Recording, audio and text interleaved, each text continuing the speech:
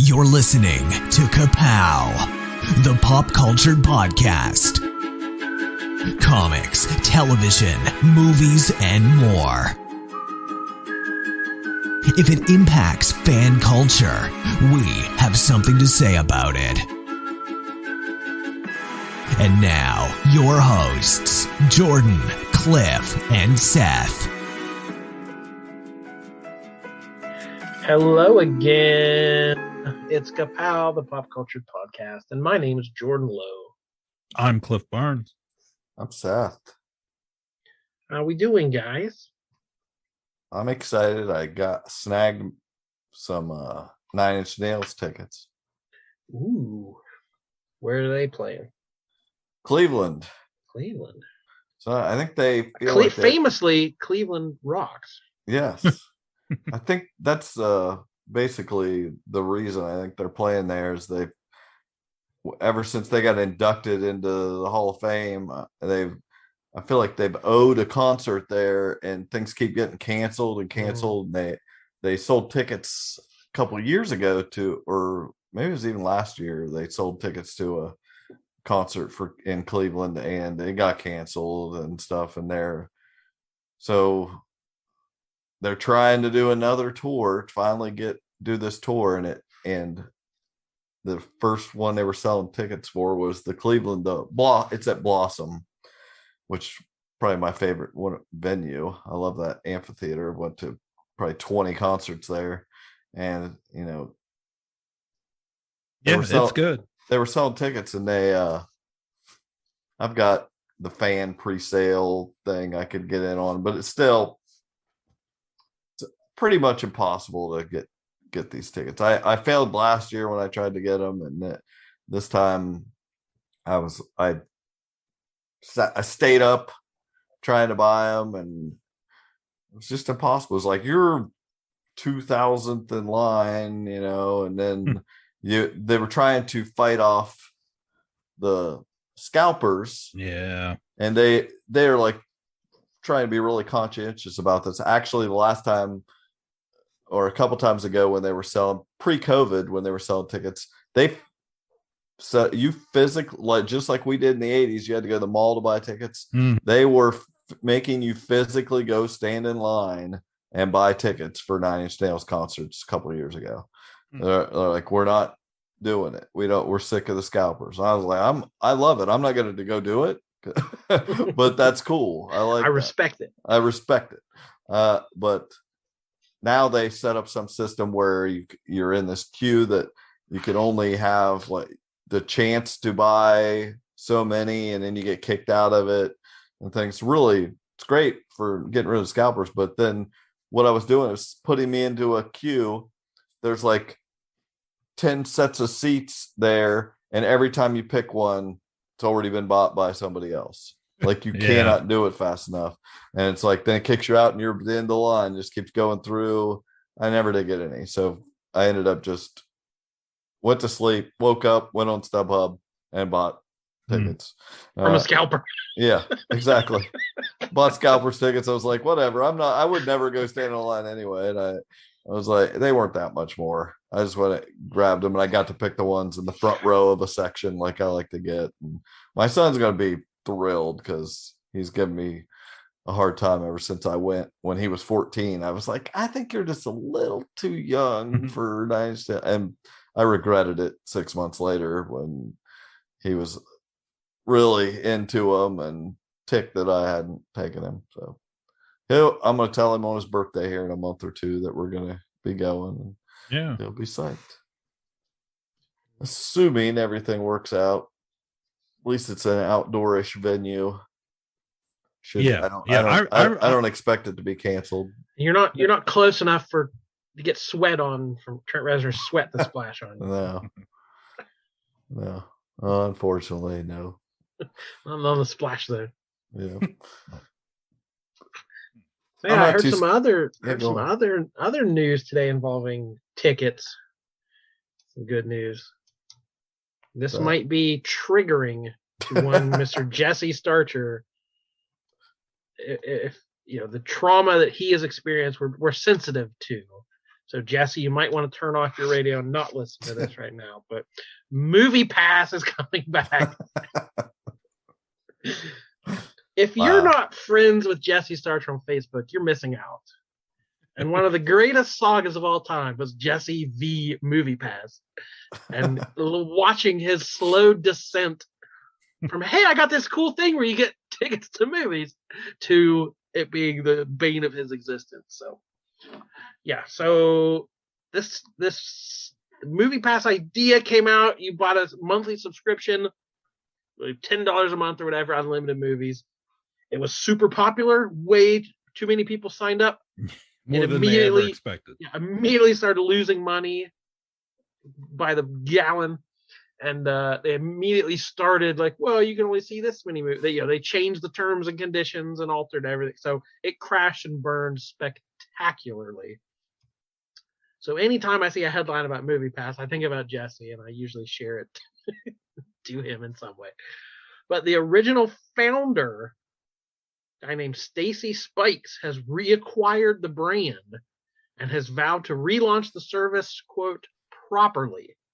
He's figured out what went wrong and he's going to fix it. So MoviePass 2.0 is coming, and you get a subscription that grants you credits that you cash in.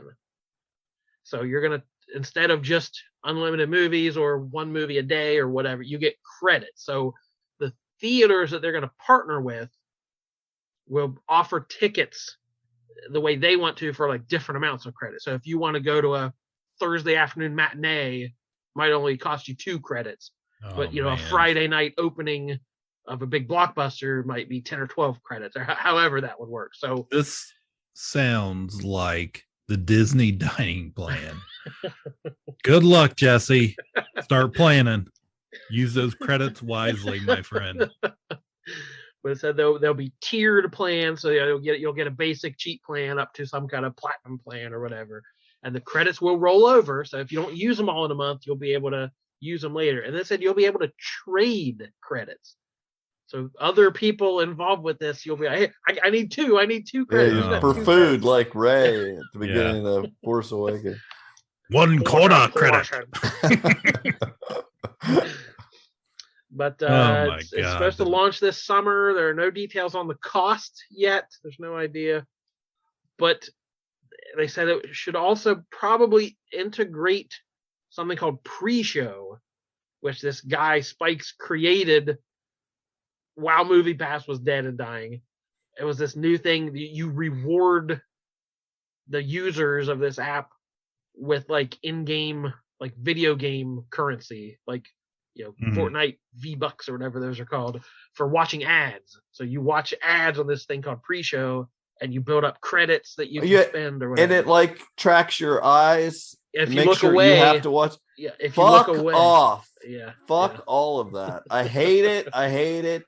This is the stupidest. You are the villain. I hate you for coming up with that. You're gonna hold our heads like Clockwork Orange and make us watch this stuff to earn credits. It's like, welcome this to the future. Is the dystopia.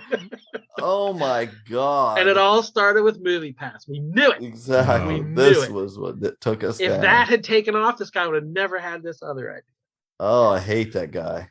Whoever he is. Stacy Spikes, villain. Oh, sounds like it. But I also learned he said he came up with this idea. There's a film crew following him around doing a documentary about the rise and fall of MoviePass. So sign me up for that. I will watch the documentary that is currently being filmed, but I will not sign up for this. What a scumbag. Sorry, Jesse. I know he's having flashbacks right now.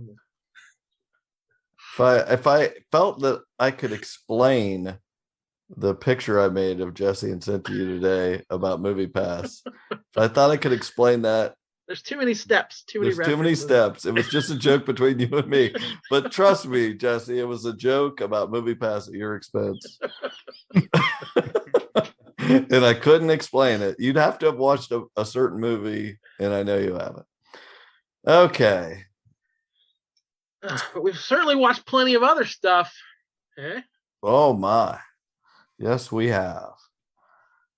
I got to talk about Murderville. What do we got here? Stab wounds in her upper back.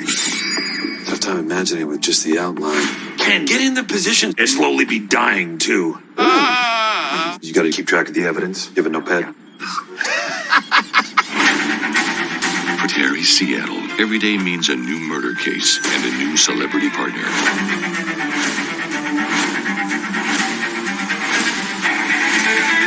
You ready to solve a crime? Ready. Scream it! I'm ready to solve a crime! Let's go! Forget how strong I am. I want you to think of this as your crime scene. Judging by the top hat-shaped dent in her skull, this was the murder weapon. What kind of sick-ass shit is this? If we're gonna crack this case, we're gonna need to go deep undercover. Don't get caught. Who are you? I'm Vinny the Champ. Oh, no, he's Vinny the Fork. This is Eva Braunfinger from Germany. Very thick in accent. Oh, I'm good at that. I love the cutting. Oh, shit. No, it's fine. What's your name? Todd Carey. Name is Todd Carrington. Berg. Carrington-Berg. Son. I'm sorry. Todd Carrington-Bergson. Field. And Field. These are our three main suspects. Please choose who you think did it.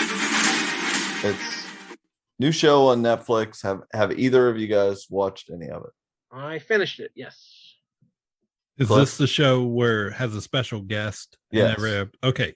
I watched the first one with Conan. Okay, so it's Will Arnett, and this is based on a British show that was called Murder in Successville. Well, this is a far better title, Murderville, just shortening it to that. And it's a procedural, basically. I mean, it's just like they have this. I love that they have the same mechanics to each episode. You know, some of them don't. Some of the parts don't work. I think there's a part that they could lose, but it's Will Arnett. He plays Terry Seattle. He's a cop, detective in homicide, and he's got his boss, and you know, she always gives him a new partner at the beginning of each episode. And the whole point is the show is roughly scripted, but the actors will improvise as they go along according to whoever the guest star is. The guest star has no idea. They have no script. They are just the new partner to Terry Seattle. And so they show up with no script, and they have to totally improvise as they go along. And the first one was Conan O'Brien, and they come in, just sit at the desk and have a little talk for a little bit. You know, he kind of interviews them, finds a little bit out about them, and then the chief will come in and there's been a murder. She'll give them some information they need to know about the killer, and then they end up quickly finding out there's like 3 suspects, and they go out to investigate it. And what is wonderful about the show is that, unlike any detective show you've ever watched, Law and Order or whatever, these are solvable cases, not only for the audience, but also for the person, the guest star. And the point, you know, what they are doing, they go to these, talk to the 3 suspects and get all this. There's evidence in the room. There's clues constantly by what the suspects say or do. And they take notes. They're supposed to they have their little pad and they take notes. And at the end of the episode, they are asked to solve the murder. Who did it?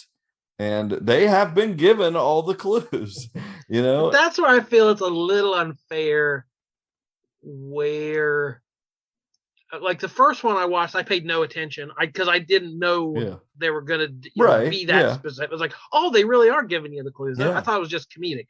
So the next few I really paid attention to and tried to solve. And it's like, all these clues are so obvious. But then I'm thinking, this has been edited down into a tight half hour. Yes. Each suspect gets about 4 minutes of screen time. So like these celebrities spent probably hours in this room with these people filming stuff, and so like, how could he not notice that she mentioned that she likes this song or whatever? It's like, I don't blame any of the celebrities that got it wrong, because I'm sure there was plenty of distracting things to miss these early right clues. But yes, it is heavily edited. But what they every episode, I felt it was easy for us to solve if you tried, but there were some it was just like, well, it was close, but and yet sometimes they don't get it. I love the show. I love it. The only part I don't like is at one part they do this mechanic that's just very forced. It's kind of an impractical Jokers type thing where he puts a thing in their ear and Will Arnett tells them what to say when they go talk to one of the suspects. And that is so clunky and unnecessary. But yeah, it's only funny if the people you're talking to don't know, but they're actors. Mm-hmm. Yeah, so it's all fake anyway. So I didn't quite get. Yeah, I'm here to improv, but you're making me say exactly what you want me to say. Yeah, so that's a weird. That doesn't work at all. But the rest of it totally works. I love it. I love Kim. What's that? Ken Jeong, is that his name? Ken Jeong. Mm-hmm. He was having such a good time. Like he would just laugh out loud. Something he thought was funny, he'd just laugh his butt off because he thought Will Arnett was so. This is fine. I heard some review people thought Will Arnett was terrible in this. I thought this was the best thing Will Arnett's ever done. He was made for this. Yeah, and he only broke a couple times. I noticed. Like he said some hilarious things, or hilarious things happened, and they rolled with it, and he was straight. Didn't break at all. And Kim Jong just laughed in his face because he thought it was so hilarious. It is just so funny to watch someone. I enjoy watching them break technically they're just improvising, but just how much they're enjoying themselves. Kumail Nanjiani in the third episode was like, he'll make them walk a funny walk or eat something or do so some of that doesn't always work, but some of it is hilarious. Like, I love Marshawn Lynch was one of the best at it. He was one of the best improvisers. Yeah. Like, I was so impressed with him.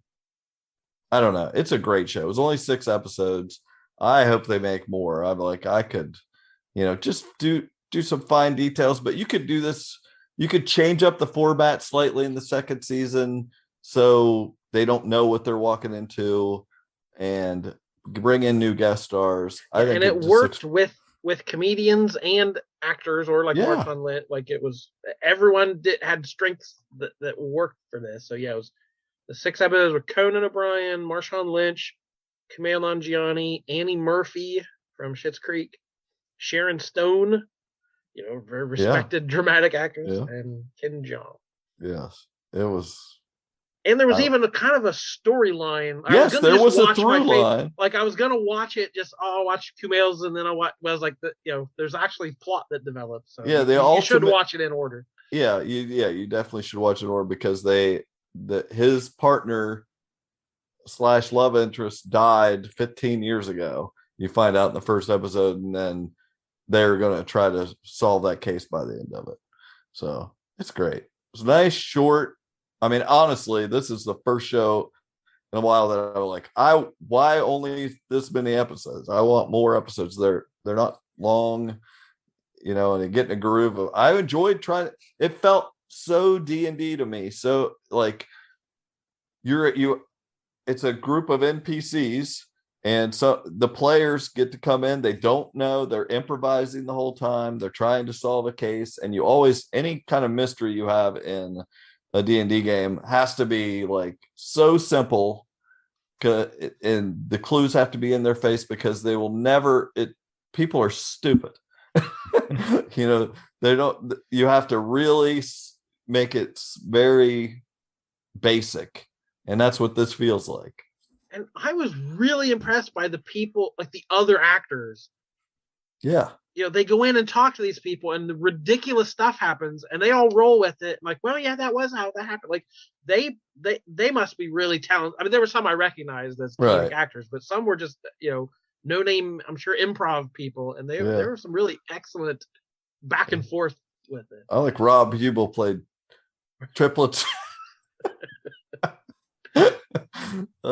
It's good. So I highly recommend Murderville. I could see somebody not liking it, but it really tickled me. What are you guys watching? I'm watching Celebrity Big Brother. Oh, you are! Oh my God! Against my better judgment. Yeah, I can't believe feels it. obligated. Wow. You've done something to me. You've broken me. Turns out, who'd have thunk it? Chris Kattan is the sweetest sweetheart that ever walked the earth. I'm so worried about Chris Kattan as a sentence I never thought I would ever say, but he just, every time he's on screen, I'm like, oh, Chris, are you okay? He's such a sweetie pie. He doesn't know what's going on, but he just loves Mariah, and he just wants people to be happy. Yeah, I don't think he's ever seen an episode of the show. No, because everything that happens, like, we're nominating these people. Every time they cut him, it's like, what? Why? What happened? Why? What did I do wrong? Yeah. Well, what got hit? What the problem was? They put him in that house for a couple of weeks before they ever did anything. They're like letting him live there, and then all of a sudden they're voting somebody out, and he's like, "Oh, this is a show." He's like, "We were just living here, and now, oh, they really are. We're getting rid of people." Lamar Odom is hilarious. He's also a favorite because he is just like, he doesn't care about voting anybody out. He doesn't care about these people. He came there thinking they tricked him to make him think that Khloe was going to be in there, Khloe Kardashian. Yeah, that's the only. So some producer has tricked him into thinking there was a possibility she was going to be there. He's like, man, I thought my ex-wife was going to be in here. But he's like, they're voting somebody out at that Teddy Mellencamp, and he's like, oh, we got to walk him out. He doesn't some of them don't know the machinations of the show. So he's like, oh, we got to get up, walk him out. Why are you crying? She ain't dead. What, And then as she's walking out the door, he leans over to Todd Bridges and he's like, I need a pancake. I was like, people are playing that clip all week on the after shows. Is like, I need a pancake.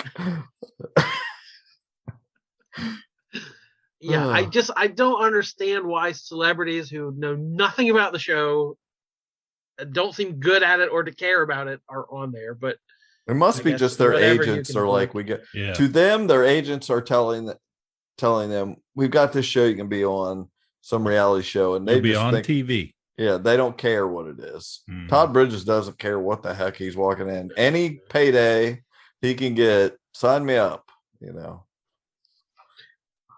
Yeah, it's. I like there's no celebrity. There's no Tom Green on there that I'm really there to see. So I don't know why I'm watching, but I'm. What did Todd Bridges say in his opening when they were introduced? He's like, you either know me from Different Strokes or from my catchphrase that I mentioned in What You Talking About, Willis. So it's like, both things are Different Strokes. The width and breadth of his career. There's the guy from Chris Kirkpatrick from NSYNC, super fan, Big Brother super fan, Todrick from Drag Race and stuff, and Shayna used to be married to Travis Barker of Blink 182. Shayna Moakler, is that her name? Yeah, Shayna Moakler. Cynthia, some girl from a Housewives thing. There was Teddy Mellencamp, John Mellencamp's daughter from some Real Housewives. Carson Kressley, he's the most likable character on there from the original Queer Eye. He knows what's going on, but I think people are catching on that he does, and that he's liked. so they're going to want to get rid of him. I can't remember who else. Oh, the UFC fighter, Misha something. Misha Cupcake something they call her. There was a figure skater. Yeah, Mirai something medalist, figure skater, and Chris Kattan and Todd Bridges and Lamar Odom. Yeah, not exactly A-list, but no real villains or anything. Yeah. Yeah, Chris Kattan editing that thing of him getting up and eating cake in the middle of the night. We're almost getting into bed with Carson and Kressley. Then falling down, like, okay, I know the room's dark, but like, he couldn't even stand upright. He kept tripping and falling down around the bed. Like, poor guy. He's had the run of it. Yeah, it's something. But yeah, I like, I like the Todrick guy, and that he seems to know how to, arrange people, and So there's still gameplay going on. He's not just oblivious celebrity. He is like the episode we most recently saw was the one where they do the contest where you have to hold down buttons and take your clothes off.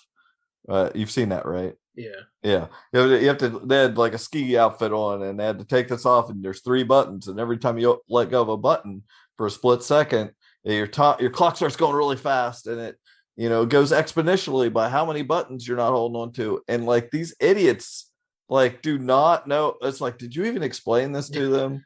It's like Todrick had to have. He said they're watching them do it. Like, man, this is my competition. They're just going to stand up and take the outfit off and not hold down any buttons and lose by a bazillion. Right. It's like, wow. The only problem is he knows the show. He's been coached by past guests. Like the whole cast of season 23 basically lived with him for the month afterwards. Like he is such a super fan, but he is not naturally good at it. He doesn't have the I've just seen some stuff. He doesn't naturally know how to play the game, and he creates enemies pretty quick. So we'll see how you end up voting out the people. Oh, this person's competition. So like you vote out the 2 people who are good at playing the game, and you're left with a house full of people who can't follow directions. Right. Which is it could be fun.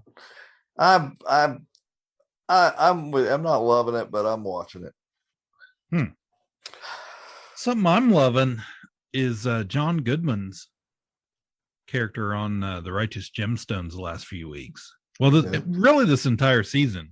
We're stuck in a cliffhanger as we speak. Yeah, exactly. So spoilers for Gemstones, but man, I really, of course, I expected the over the top humor that we got in season 1, but we've gotten some more in-depth development of characters. Eli wasn't a huge part of season 1, but he really took over season 2.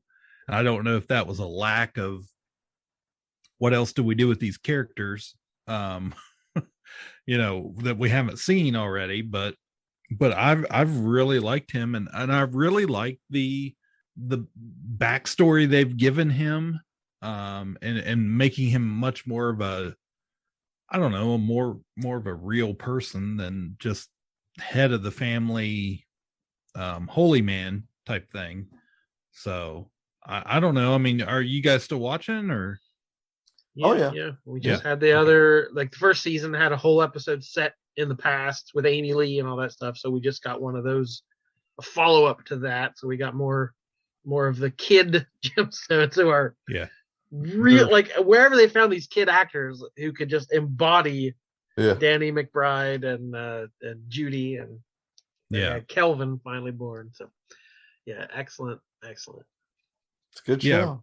I really like the 90s Christmas vibe they had going on, and finally got some more Uncle Baby Billy, and I don't know, he's not as likable this year. I mean, not that he was real likable before, but he's ran out on 2 families now. Well, that's the people I'm seeing are torn. Is he running away from Tiffany, or is he going back to Harmon? Has he learned is he going back to his original family to make some amends? and redeem himself, or is he a much more terrible person than he's run out on two families? Right. I don't know. That sounds interesting. It's a good show. Yeah.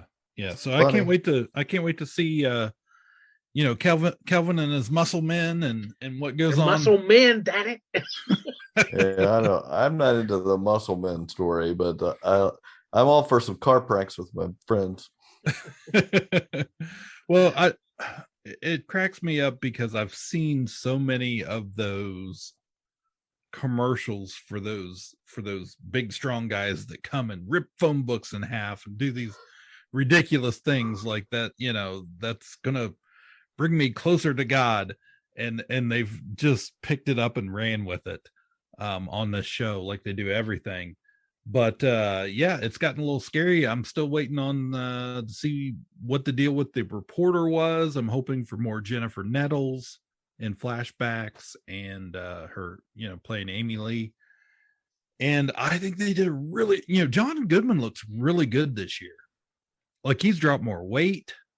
The flashback sequences, they do a really good job of like de-aging him enough, but not too much. So did you notice that his excuse when he showed up, he was all covered in blood? Mm-hmm. That his excuse was he got caught shaving. I didn't notice that. Wow. He was misbehaving. That's true. Wow. I watched a couple things on Showtime.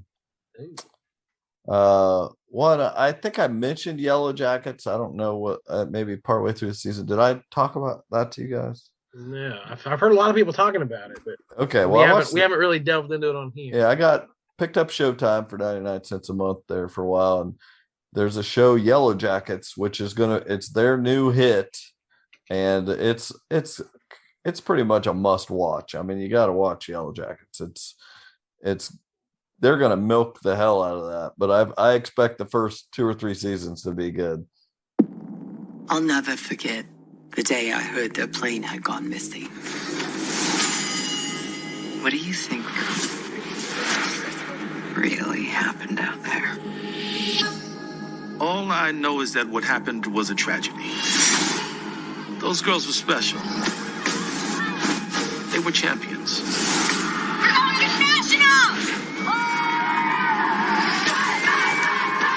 I used to think all the sex, the drinking, the drugs, I used to think I did those things because of what happened out there, what I saw, what I did. Hello, Misty, you crazy bitch. It's been a while. I take it you know why I'm here. Okay, I'm out of here. We agreed, say no more than we have to. The truth is, the plane crashed. A bunch of my friends died. And then the rest of us starved and scavenged and prayed until they finally found us. I think we both know there's more to it than that. I think it'll be good to reconnect with some old friends. It's basically like, the story is it's graduating class, I believe, of 96. So this is 25 years later. This girls' soccer team went to the state championships or nationals, I can't remember, but they were get on a plane and are flying there, and they crashed lost style into the forest miles from civilization, and they have to survive there. And the opening scene of the first episode is showing that basically after some time has passed of them living in seclusion, you can't tell, is there cannibalism going on? Is there some sort of cult? What has happened? You don't know. But simultaneously, we are seeing them 25 years in the future, grown up, and the casting of the high schoolers versus the adults is great. They're all good. One of the girls was actually in Boba Fett. She was the main biker girl. Drash, if you say so. That's the only name I remember that. Okay. Those people. Sophie Thatcher is her name. She plays the young version of Juliette Lewis, and she does a great job like doing a Juliette Lewis impression.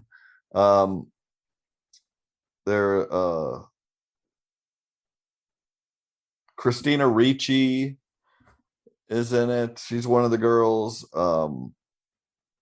The other main one, Melanie Linsky, is basically the star as far as I'm concerned of the show. Has a little more airtime than anybody else. And the girl that plays she plays Shauna. The girl that plays young Shauna, I don't know her name, but she is really good also. I'm looking at the IMDb. I'd like to find her name, but I can't. But anyway, she's really good. Look, they all do a great job, and it's dark and funny, and it's just like mysterious what is going on. It's got a little bit of that now and then vibe. I highly recommend it. I've totally enjoyed the first season. It's crazy. Tons of needle drops from that time period. If you went to high school in the late 90s, you're gonna vibe with this. I feel like you and Alicia would like this show, Cliff. Yeah, I did go to high school in the late 90s. I know. What year did you graduate? 97. Okay, well, this is right in your wheelhouse, man. I was 98. So you guys should definitely check this out. Get some Showtime. I'm sure there's a deal. I'll take any Christina Ricci I can get. Yeah, she's great in it. She's Looney Tunes in this show, and she does a great job. I always like Juliette Lewis too. I always thought she does a really interesting thing. She's great. She is full on Juliette Lewis in this, and I just think it's a great show. And it's a very, it is about, it's a women centric show. They are the stars of the show. Kind of nice to see. The other thing I watched on Showtime, and another reason to pick it up, is We Need to Talk About Cosby is the name of it. It's a 4-part documentary W. Kamau Bell made, and I was kind of waiting to see how people were going to tackle addressing this issue, because everybody wants to talk about it. We've grew up like idolizing Bill Cosby as really, I remember listening to an 8-track of Bill Cosby himself in my grandparents' trailer, listening to that, and of course we grew up on the Cosby Show. Yeah, I don't know that my parents had any comedy albums, but we had multiple Bill Cosby records. Right. Yep. And he was just known as trying to be he was a clean comic, and he was America's dad in the 80s. Everybody watched the Cosby Show. That was just number one, totally entertaining, and got to show Black people in a different light. He got to do this agenda of showing a successful family as opposed to showing good times, the Jordan style of comedy, the everybody's the poor families, but basically they take this documentary and do exactly what I wanted. They just start at the beginning of his career. I remember watching I Spy when him and Robert Culp, and they just go from the beginning of his career and go through it, and simultaneously show the timeline of when people say that he was assaulting them. No, okay. And it's amazing. The allegations are not new. This was Hannibal Buress could make these jokes because it was kind of a known thing. He'd been accused of things like, oh, not Cosby. It couldn't be Cosby. So like, yeah, it was a long time coming that we should have been dealing with this, and we didn't. Oh, like you said, now it is way past time to reckon with this. And when it happened, there's still people who will say, I've seen people on Facebook like, oh, they had to bring him down, like they really hurt Bill Cosby, like people who like defend Michael Jackson because he was so important to the culture. There's people who still defend Bill Cosby. He couldn't have done this. He was so important to them. They can't fathom a world where he's a monster. So yeah, I'm sure it's an uncomfortable topic to get into, but yeah. Well, that's why it's the perfect title. What was great about it is you got to address everything, but you also got to enjoy seeing all the great things he did do. Like he was doing, not just having a great career, but progressively doing things to help the Black community. And like, just, they did both in this. And it was incredible. I loved it. I burnt through it.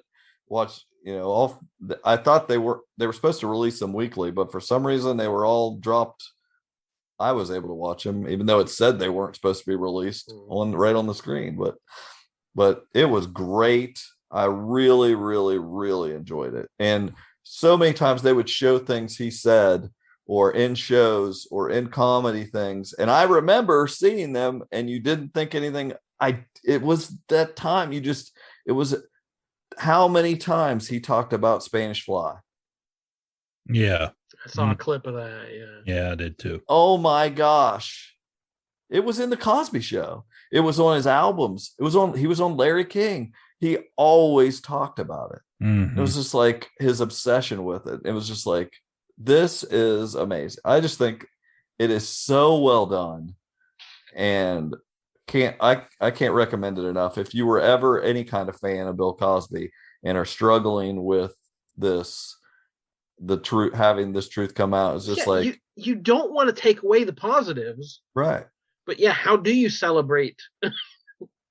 It's, and there's a lot. It has a lot of talking heads. Like he just brought in a bunch, of people to be interviewed as they went through this and show them clips, and they all talk about through his whole career. So it's like many people that you want to see, people that starred on shows with him, people, just people in the Black community that you want to hear their opinion. Like it's very well done. Again, I'm not gonna say anything else about it because I wouldn't want to spoil anything else. I just think it's a must watch. You're gonna enjoy it. Well, there's kind of a similar thing going on right now on A&E. There's a documentary series called Secrets of Playboy, which I happened across, and I thought, the title sounds kind of, it's exploitative or whatever. And then I figured it would be, here's the story you didn't know about Hugh Hefner, the world's greatest lover, all that kind of stuff. But I flipped on, and the first thing I saw was a woman who's like, he is a rapist who destroyed countless lives and should never be. It was like, boom, we're going there. Yeah, it really. So after it aired, I saw several articles popping up about who is this person accusing Hefner, and like it's kind of brought him back into the spotlight a little bit. Well, the fascinating thing with it was, because I thought it was just like all Holly Madison just airing her grievances to get back on television. Right. That was just my horrible assumption, but it really takes you through his life with Playboy from the very beginning and shows you the history of this repeated behavior over and over and over with just different girls as he got older.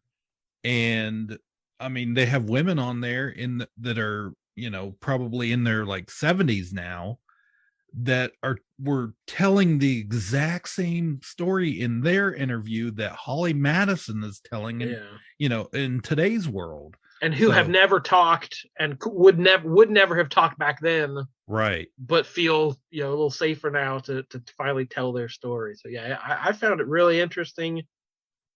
I did too.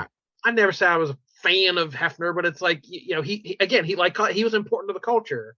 Yeah. And there's this whole thing of he helped lead the sexual revolution and help women find freedom, and you know, he was always for free speech, and like all this you know, he was all his clubs were desegregated, so like he hired black bunnies along right with the white bunny, like they would just kick the guys that any guy that had a problem with it, they kick him out of the club. Yeah. Along with all the, you know, the thinkers they interviewed in the magazine and intellectuals, that like he did so much for the culture. You just read it for the articles, right? That's how but then along with all, like that's the whole dichotomy, is like, okay, it's women's liberation. There's always been this idea of there's exploitation that goes along with it. Like, okay, women are free to show their bodies, but it's like, yeah, we want to see these ladies' bodies. Like, there's always that kind of yin and yang of the whole thing. And it's this is kind of saying, you know, Hefner was kind of skewing one way more than the other. And It's just some interesting things of, you know, all the drugs that were brought into the place where like he had other people do it. So like he was never caught with drugs. No one ever, he had no knowledge of it. And he always kept a distance from that kind of stuff. And he hired almost exclusively ex-LAPD police officers as bodyguards and security in the mansion. So if anything ever happened, hey, you know, I treat this guy really well, pay him really well. He's got friends on the force. We can hush this up. Like, it was just all so shady. Yeah, for and decades. He would invite like members of the media. Hey, come to the mansion for a party where there's always cameras running. So that there was allegations that he probably had embarrassing videos of lots of people, that if any bad news were to get out, he could squash it pretty quick. Yeah, so he made a lot of... You probably assumed, but this is kind of laying it out as like people saying, yes, this definitely happened. Yeah, I thought it was good. It certainly painted him in a different light that I hadn't really thought about for a long time, because, you know, they're in that late 90s, early 2000s era when his big comeback, the big Playboy comeback, and he had television shows and stuff. You know, he was putting out this image, but that was the story. Everybody thought he was great because, you know, he wasn't exploiting them. He was giving them power and these interesting, you know, political articles and telling the truth and all this stuff. And then, yeah, he's a big old creep. Yeah, there's the history of drug overdoses and suicides, and you know, there's all this scandalous stuff that's it's public knowledge, I'm sure. But this is trying to reframe it as, you know, we should think more about this, like the same way the Cosby thing is. It's like we can't just sweep all this under the rug. We have to reconcile, you know, the truth behind this and the lives that were hurt. Anything else you're watching? Just Euphoria. It's been a crazy couple episodes since we left off. And I think last time we recorded, you'd watched that episode with Ka-Pow, kind of his past and all that. It was kind of outrageous. And Rue's doing drugs, and there are characters on the show, and her being one of them, that I am just like, oh, and I cannot stand her. But because she's doing a good job. Right. Yeah. She's doing a very good job in this show.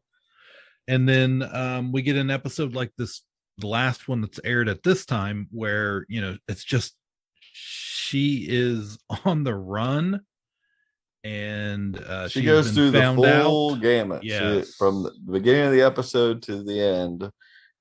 She goes the whole cycle of, you know, trying to deal with withdrawal.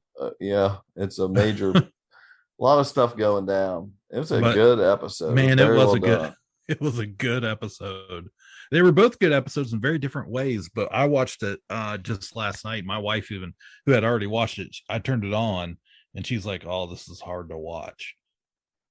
And I was like, oh, they've all been hard to watch, you know, but yeah, it was just like, oh, it was intense. and frustrating and just a whole lot of good stuff in there.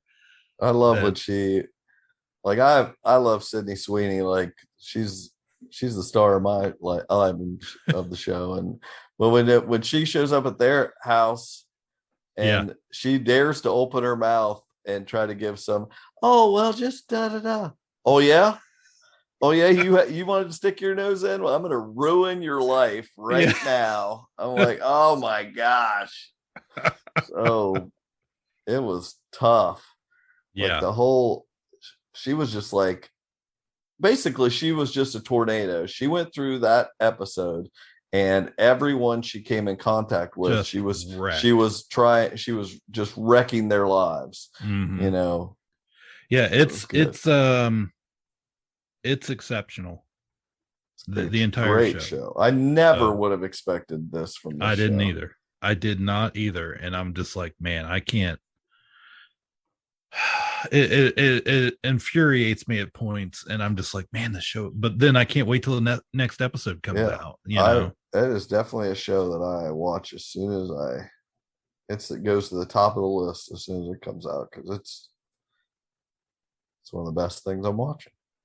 HBO. I don't know how to tell you. Somebody, I saw some poll the other day on Twitter, something like, which streaming service is the most important, you know, Netflix, Prime, Hulu, Disney, HBO, it doesn't matter. I always will pick HBO. It's just like the quality of the shows.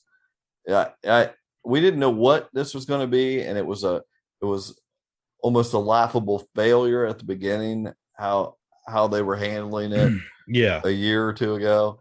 But 2021, the putting out the movies right after, you know, within weeks of being in theaters or at the same time, sometimes, you know, it's just, and the continued quality of their shows. Well, the shows are that's why we have it. I mean, it's not even about the movies. I mean, that's just icing on the cake. Yeah. It's just like the continued quality of the content. For HBO always a good show on there. Yeah. If they have a movie I want to watch on, you know, that's just bonus. Like I don't even check the app for what movies are out now. I'm just like, let me see the shows. So it's fantastic. Why are you not watching Euphoria? I want to know. Missed the boat. No, you didn't. It's the second season. Yeah, we're halfway through the second season. That ship has sailed. I don't like drugs. I don't either. And kids who do drugs. I don't either. I feel you. I get you, but it's not that. This show is so much more than that. Rich kids misbehaving outside waving. I don't like it. Rue was running through the house with a pickle in her mouth. I guess I do like kids misbehaving because I'm still watching South Park. Oh my gosh. Did you finally watch the post-COVID special? No, I don't have the Apple. No. Paramount Plus. Paramount negative something. But yeah, like we've talked about South Park more in the last couple months than we have in a long time. So like I feel like the quality is or the notoriety has come back on or whatever. But season 25 just began. Oh my god. 25th season. What is happening now in South Park? I've been watching it since season 1, so like, you know. When I was listening to those Yellowjackets songs in high school, I was, you know, that was that long ago. I've been watching the show. So season 25, I'm like, yeah, I'm still on board. Let's check this out. And the first episode is all about pajama day. The kids, their class isn't going to be able to do pajama day. I'm like, those are my favorite kind of episodes of like where they take a kid problem and blow it. It's the most important thing in the world. Like we can't have pajama day. What are you talking about? So I was like, all right, I'm into this. Yeah. And then it became this weird, like the whole town started wearing their pajamas. And the one guy didn't want to wear his pajamas. Like, and they're bullying him. What, you don't want to wear your pajamas? And it became this metaphor for masks and mask mandates. And it's like, what are you even, I honestly didn't even know what they're trying to say. They do. But that idea of like, both sides are crazy on this mask thing. It's like, no, I'm not on board with that. Sorry. So it turned me off. The first episode turned me off completely. I was like, what are you even trying to do? but came back for the second episode, and it was way stronger. It was all about Token, their classmate. Right. Where Stan learns his name is not Token. His dad is a huge Lord of the Rings fan. His name is Tolkien. And Stan never knew it. Everyone else in the world knew, and he's like, wait, his name's not Token? It's like, yeah, who knew that? Yeah, we all knew that. His name's Token. Oh, that's hilarious. And it becomes this thing, which I don't follow. It would have been great if they'd have been Twitter. bearing clues all these years. That would be amazing. But I'm sure the idea is like, no black parents would name their child Token. Like this, right. It's an offensive joke. And it's, no black parents would name their kid Tolkien. Right. Well, but the joke became everyone talking to Stan like, you really need to examine it. You thought his name was Token? Shame on you.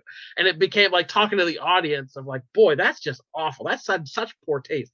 So it became like a very meta, like, boy, you're the one with the problem if you thought his name was Token. So it was a very gutsy thing to do to address something that, maybe is as funny today in a way of like, yeah, we were never in the wrong. Mm-hmm. I'm glad to see it's still kicking because somebody gave him $1 billion or something to keep making episodes. That's my fear. It's like they're way too rich now. Like, yeah, and their rich people problems aren't as funny. So yeah, gotta start flirting with the far right if you're gonna get that big. Did we do it? I think we did it. I think I did it. Wow. Sounded guilty.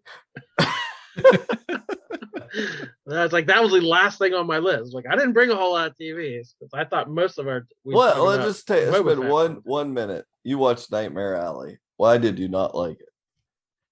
Why did I not? No, I did like it. Okay, I didn't get that vibe from you. I really liked it. So yeah, it premiered on HBO. This is Guillermo del Toro movie and Hulu. And it's on Hulu as well. Mm-hmm. And I thought, ooh, I like Guillermo del Toro. I'll check this out. Oh, it was 2.5 hours. Okay, well, I'll watch it anyway. The very next morning, it ended. I'm like, wow, that was pretty fun. I like that. Good enough. Check. Mm-hmm. And the very next morning, the Oscar nominations come out. Best Picture nomination, Nightmare Alley. I'm like, what? So I thought if I had saved that and watched it a day later, thinking, oh, here comes an Oscar nominee, I think I would have had a very different experience because I watched it and enjoyed it. Yeah. But I do not see it as an Oscar-winning kind of movie. That's where I differ. Like him having just won Best Picture for Shape of Water a few years ago. I didn't like Shape of Water that much. I did not. I did not like Shape of Water. I agree. And so I was thinking this is at least going to be considered, that as something. But that's your pedigree usually follows you. I get it. So I watched and in a down year for movies as well. Yeah, I watched this and I totally can see. Like people are saying they don't think it should have been, and I think it. As far as what was nominated, this deserves it as much as anything else. I really liked this. The cast is out of this world. Toni Collette. Do you have a list of the cast? Yeah, Best Picture nominees. Belfast makes sense. Historical, sad drama. Those it's Oscar bait. There you go. Coda. I don't know much about that. Man, I don't get why that is nominated. Don't Look Up. The other people don't get. I like it. It's polarizing. Drive My Car. That's the Japanese one, yeah. right? That's got a ton of buzz. It's at the Athena right now. Dune. I could see that as the construction of it. Big sci-fi spectacle, but those normally don't get nominated. But it's Denis Villeneuve though. He's been nominated for things. Yeah. So. King Richard, standard biopic. Yeah, but that seems like a reach. That's just trying to give Will Smith an Oscar. Licorice Pizza. I totally get. Yes, that should be up there. Nightmare Alley. Yep. Power of the Dog. That's probably the front runner, I would assume. Yeah. And West Side Story, a big spectacle. I don't have a problem with any of those really. The Nightmare Alley is gorgeous. First off, it's like a cross between a Carney story mixed with noir, and it's just beautiful as he is known to make, his movies. It was 2.5 hours, but I was just like, I could stare at this for 2.5 hours. Every scene is gorgeous, and I thought with that cast, Willem Dafoe. The cast was stacked. Everyone in the cast, even the bit parts are like played by somebody that could have held a movie. But Bradley Cooper was great. I thought he did a great job, and by the end of it, I'm just like, what a great final line, and he just delivers it full. How is he? I was mad that he was not nominated for Best Actor. He's not, or Best Supporting Actor for Licorice Pizza. I don't think he was nominated for that either. And this was his year, as far as I'm concerned. This was probably his best performance I've ever seen him give, and I cannot believe that he was not nominated for something. Just really ticks me off because I thought he was great in this, and I thought it was a really, really good movie. Yeah, I enjoyed it. I liked all the circus stuff better than the later stuff. So I think I would have preferred a whole movie learning the tricks of the trade and all the Carney. I agree with that stuff. Like, I found that way more interesting than the latter half. But yeah, I thought it was all pretty strong. Yeah, the ending felt like an old Twilight Zone episode. Like, that's exactly the perfect nail. That's what I was going to tell you. Is like, how could you not like this? Yeah. It's the Twilight Zone. Yeah. So anyway, I recommend it just for building up to the end. I was like, yes, that's exactly how this should end. But they set it up. You see it coming at the beginning of the movie. You feel, that something's that is coming, but not exactly like that. It's just done. It made me interested. It's based on a novel. There's been a previous film version. There was a movie, 40s. Tyrone so I would be curious to watch an actual 40s, noirish version of this, of circus folk. I would wonder how they would do that in the 40s. That would be interesting. But, right, I agree. It was good stuff. I still think Power of the Dog it's their Oscar to lose at this point. I don't see anything else beating it. Maybe West Side Story is like a feel good Spielberg thing, but man, there was other things I was annoyed with. A lot of Haim didn't get nominated. No. That Nicole Kidman did. That's the biggest thing. Nicole Kidman, Javier Bardem, and J.K. Simmons. Go flush yourselves down the toilet.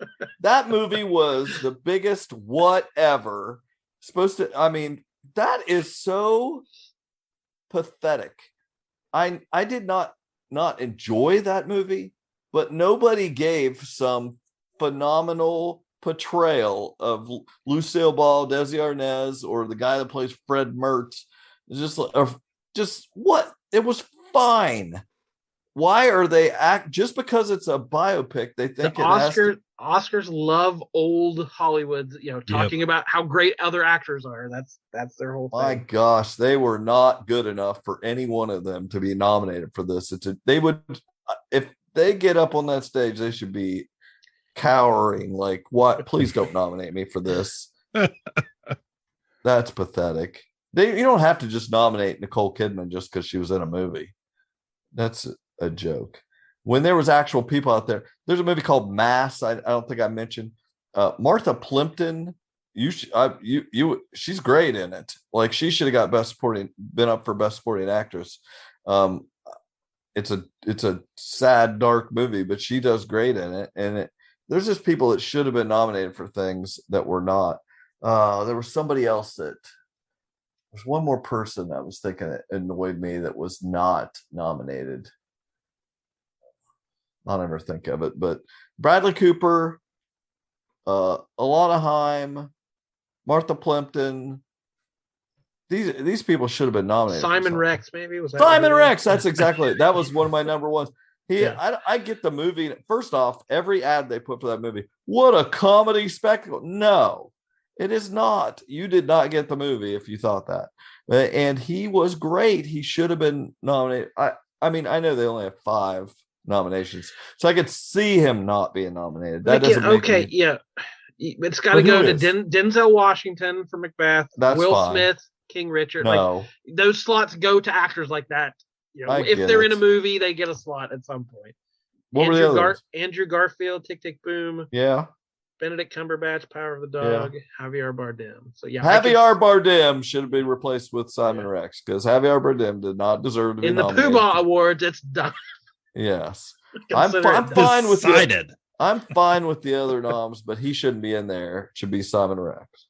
And Best Actress is the same that Kristen Stewart for Spencer. You know, if you play Lady Di, you're going to get nominated for an Oscar. That was a weird movie. Nicole Kidman, Penelope Cruz for Parallel Mothers. Yeah, that one. I haven't seen it. Olivia Colman, Lost Daughter. Yeah. Jessica Chastain, Tammy Faye. Okay. All good performances, but yeah, just because you're a big star does not mean you need to be nominated. There's small stars that did things, but that's the story. There's always frustrating things with it. I understand, but I was ticked a lot. I didn't expect Alana Haim to win, but I thought she was a shoo-in to be nominated. And those things annoy me. Just because she's not somebody, she's not nominated. Ugh. Jesse Plemons, Kirsten Dunst both got supporting nominee. I like both of them. I don't know. Jesse Buckley. We're getting a whole Fargo. Oh man, everybody from Fargo is getting in on this. Yeah. There's enough people in there that I like that, I mean, if the Oscars are even on, I'll watch it. But just a few frustrations as usual. Sorry, I know we were trying to end the show, but I'm glad we did stop and talk about that stuff. All right, that does it, right? Yep. All right, from the top of Fiji to the bottom of Christina Ricci, big ups for listening to KPP. My name is Jordan Lowe. Cliff Barnes. Seth, bye forever. Ka-Pow, the pop cultured podcast, is intended for entertainment and information purposes only. Sounds, music, and clips played during the podcast are property of copyright holders. All original content is property of www.udownwithkpp.com. If you enjoyed this podcast, please subscribe and leave a comment. Ka-Pow, the pop cultured podcast, can be found on Apple Podcasts, Google Podcasts, Podbean, Spotify, and wherever podcasts can be found.